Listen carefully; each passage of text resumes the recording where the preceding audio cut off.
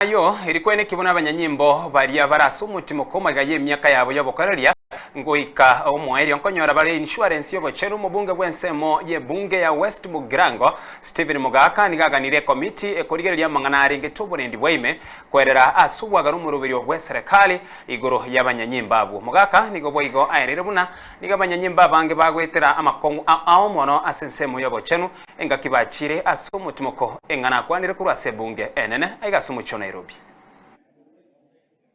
Currently, Mr. Speaker, retired prison officers are excluded from comprehensive medical insurance scheme. As a result, many of them, together with their dependents, struggle to access essential healthcare services, thereby exposing them to financial hardship and compromising their dignity as well as well-being. This situation, Mr. Speaker, is concerning given the nature of prison service, which exposes officers to occupational risks, stressful working conditions, and long-term health complications. The absence of adequate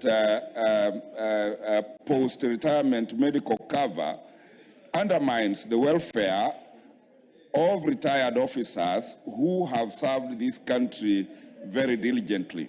Honorable Speaker, it is against this background that I request for a statement from the chairperson of the Departmental Committee on Administration and Internal Security on the following. Number one, a confirmation of the existence of a medical insurance cover for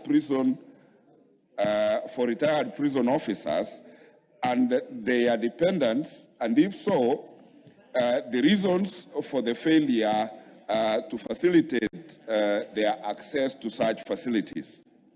Number two, the measures being taken by the government to establish a comprehensive medical insurance scheme for retired prison officers and their families and dependents, the dependents of these disciplined service officers.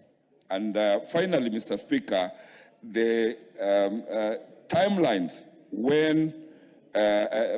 the timelines within which the government intends to address the healthcare needs and welfare of retired prison officers and their dependents.